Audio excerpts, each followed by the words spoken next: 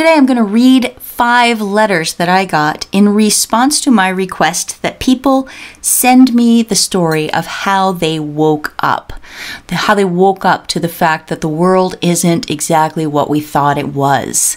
And the letters today are very varied in theme, although they all do have that one thread running through them. I'm going to just read them exactly as they are written. And one of them is written by a person who is not English, so the wording might be slightly awkward, but I know that you'll understand what the person is trying to say. So without further ado, let's get to letter number 1. The first letter is from Michael. Hi, Polly. Thank you for your work. My wake-up was somewhat gradual and circuitous. At 26, I'm 60 now, I went into a bookstore to look for an Edgar Cayce book. While in the New Age section, I stumbled across Seth Speaks by Jane Roberts. I could only grasp parts of it, but what I did grasp was blowing my mind. Ideas I had no idea existed. I went home with that book, reading it many times. It sent me on a lifelong quest for more. As you know, one leads to another, which leads to 10 more ad infinitum. My thoughts back then centered on why isn't this stuff even mentioned in school or in the media? It's the most exciting stuff out there and not a word mentioned in public. So that made me realize something wasn't right with the world. Then I started reading anything nonfiction, governments, wars, people, everything. I remember stumbling across George Soros, and that really got me going on, are there really a bunch of maniacs out there running things behind the scenes? Obviously, the answer is yes. I continue down the rabbit hole. Your videos have been a huge help in my self-education. Thank you. From Michael. That's a great letter. Thank you, Michael. I do completely understand. The first thing for me was the hidden archaeology, the forbidden archaeology. And I wondered, why do they just keep obsessively teaching the same story about the pyramids over and over when there's all this other stuff? Göbekli Tepe and Yonaguni and the Baghdad Battery and all kinds of other things I'm not mentioning. So yeah, I get it. And now I'm interested in reading Seth Speaks, by the way, so thank you for that. All right, next letter. The next letter I'm going to read is an email from Rachel. Hi, Polly. Before I share my story, I want to thank you for all your research. How you tie things together has been enlightening in so many ways. It helped me to learn how to dig deeper and be more awake. I am so happy to have found you. Well, you're welcome, Rachel. Thank you for writing. Here's Rachel's story. My story is probably more pathetic than most. I am a 44-year-old single mom from America. I have never voted. I have always been asleep. I didn't follow politics, and in 2016, I remember Trump talking about the news being fake. I didn't watch the news, so I figured he meant on a very basic level. I am hard of hearing, and it started in my 30s. With that, I had less interest in TV because listening is a chore. I work for a research company with ties to big business. In December 2019, they were sending panicked emails about COVID in China and travel. This made me worried, and it continued into January. March 11th, they sent all 15,000 employees home to work remotely. This terrified me. We had weekly task force meets at work for COVID. I started questioning my daughter's school. I wanted her home. My mother, who is 70 years old, lives with me. She just finished 20-plus weeks of chemo and radiation treatments. I was terrified we'd get her sick. Based on the news, everyone I knew was high risk. 3 weeks after 3/11, a friend sent a video about 5G and how some of the symptoms from that could be the same as the virus. The video was a scientist who was well educated. The same friend sent a video about filming your hospital. I watched it and could not believe what I was seeing. The same hospitals that the news channels claimed were inundated with people were totally empty. I had fallen victim to the video of Elmhurst being apocalyptic. I believed it. I shared it on social media. Then a friend sent me a video by Dr. Shiva. When I saw him connecting the deep state, Fauci, Gates, and Facebook, I was stunned. This is when I started digging. I stumbled on a video of someone who referenced your video about fear-mongering and how you showed the connection of the players. I couldn't stop watching your videos, and I started researching on my own. I started to realize we were being bombarded with propaganda to scare us and cause fights. It blew my mind that on Good Friday, Gates and Microsoft released a video of Marina Abramovich, so I started investigating who she was. This brought me to Pizzagate and Out of Shadows. Pizzagate I figured was fake. What is really bothersome is symbolism keeps reconfirming that it's true. A light truly came on for me, tying all these people together. I realized that the whole thing was a scam, that it was all about control and an elaborate evil plan. I am 100% behind Trump, and I will vote for him. The point is, I was sleeping for 44 years, and when the light came on, my beliefs about a lot of things have changed. I didn't have a religion. I have started to try to read the Bible. I was pro-abortion. Now, after hearing what they do, I am against it unless early on in special circumstances. I didn't believe in God or Satan, but after seeing the things these people do, I have realized that Satan exists, and they want for us not to be religious because they are afraid of God. We are praying. It's weird how the manipulation of information has shaped views in my life. I've realized with all this hiding of truth and false information to control us that anything is possible. With my revelation, I woke up to find my friend of 30 years is a diehard liberal Democrat, and she accused me of being alt-right, homophobic, and racist. What? I have known her my entire life, and she unfriended me. That she'd even question this about me makes me realize these people are crazy. I want peace, equality, and freedom. I hope that others wake up. Thanks for listening. I'd rather be anon or just first name if you decide to mention me. Well, I did mention your name, Rachel. I hope that's okay. And I just want to say the exact same thing happened to me with my best friend of 30 years. Also called me homophobic and racist and other things. It was extreme and it was very hurtful and shocking. So I just wanted you to know you're not alone. It's awful, but the truth is better than keeping false friends. Thank you so much for your story. This next one comes from Jeff. I'm 50, that magical age you aren't a kid and you are supposed to be sage adult that doesn't promote myths, theories, and fairy tales. Now I just look crazy when I go against societal norms. When I was in my 20s, I would have these thoughts about how we were killing children and wondered why we didn't take the knowledge from older generations and learn from them. I never liked science fiction as it was the realm of people who were geeky, but I loved science and space. I grew up in the town George Bush lived and grew his oil business, Midland, Texas. I vividly remember his twins being born and how that was a big deal. And all these things would one day come together. I began watching a YouTuber, Trey Smith, and his work on the Nephilim. I also had a small fascination with the Kennedy assassination. Living very close to Dallas, it was easy to go to the 6th floor museum, take a tour of the Kennedy Trail of Tears, and see the X painted on the street. It was through that research I ran into a documentary called I Shot JFK, The Shocking Truth, 2013, about a convict who said he actually shot Kennedy from the fence behind the grassy knoll. He named names and accomplices.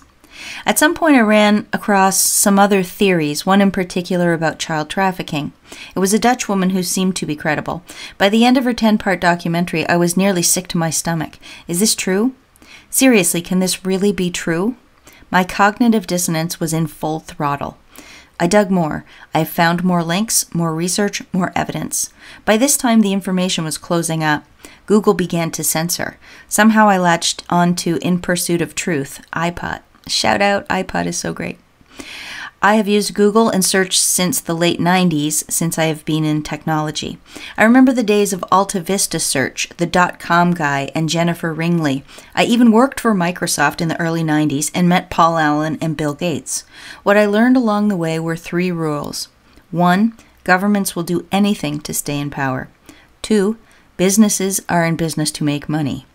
And 3, humans will twist technology to achieve rules 1 and 2.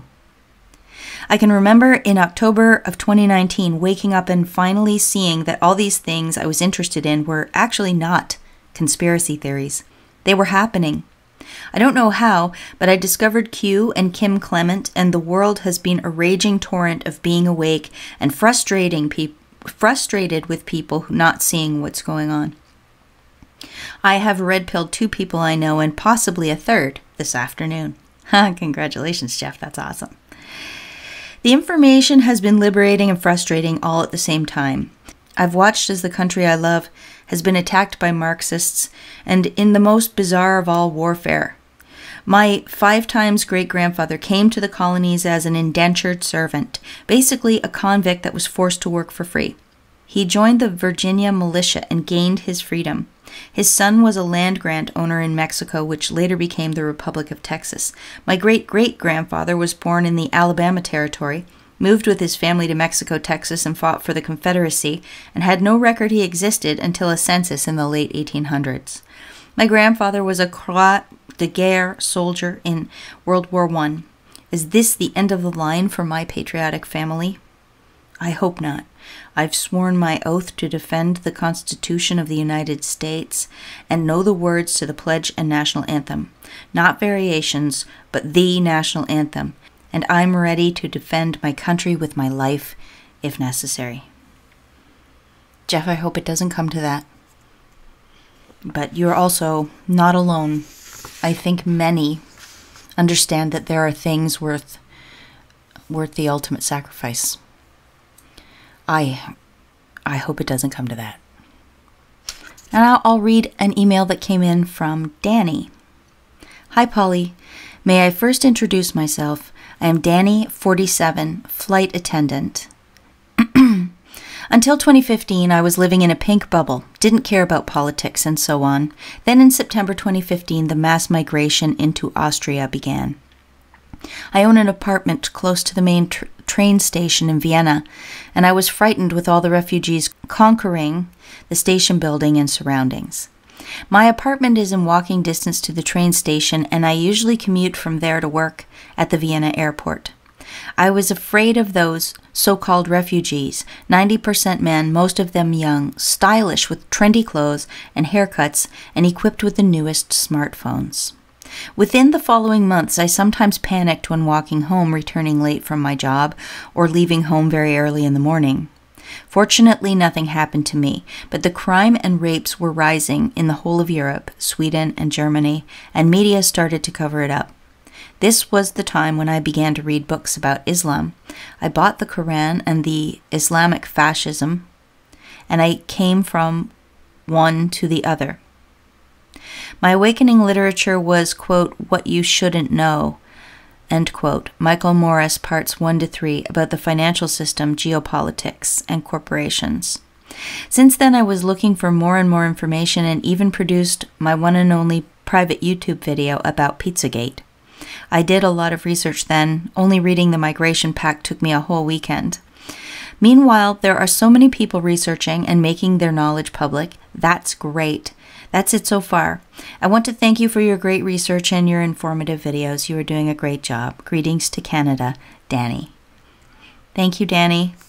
Yes, I do believe that was a big red pill for a lot of people too. When our national leaders in so many countries threw open the borders and welcomed people in without any type of vetting or screening or even plan for where these people were going to go.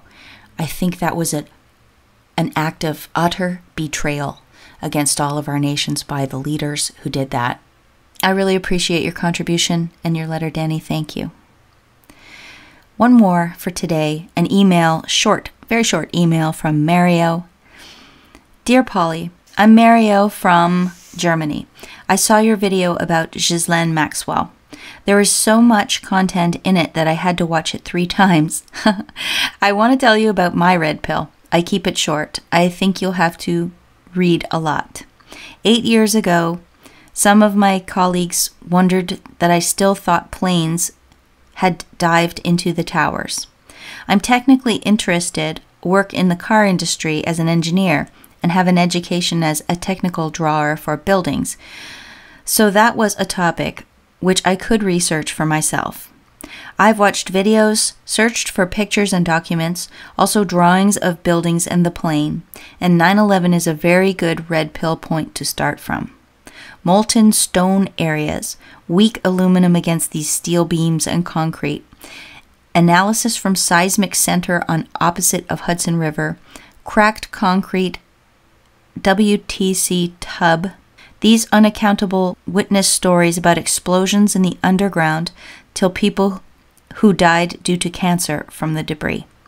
I saw an article from a police officer who watched a separate area for the steel beams somewhere outside of the city, I guess, and he explained about one day when some cars arrived and people in big protection suits went out to check something on the steel beams, measured something maybe.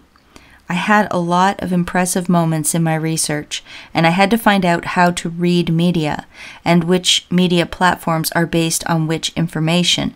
That led me to Atlantic Brook. I don't know what that means, I'm sorry. And then he continues to write, but I think you know all that, what I wrote. I'm so sure that people have to red pill themselves. I've tried so much to pick up my parents, wife, friends, but they are all totally brainwashed by mainstream media. I appreciate your work. Thanks for all your efforts. Go on with it. Sincerely, Mario. Thank you, Mario.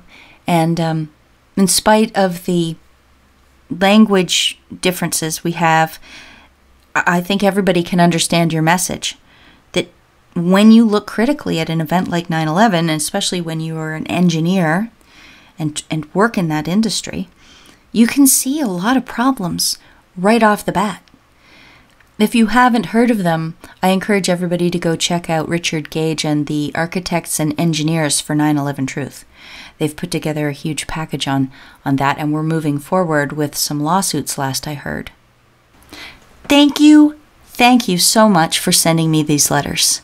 I hope that it was an interesting experience for you all who wrote the letters to hear them read into the record of this crazy time that we're living in. And for the listeners, I hope that, I hope it was somewhat cathartic for you too, that you're not alone, that other people out there are having these thoughts or had these experiences, and more they're bubbling to the surface.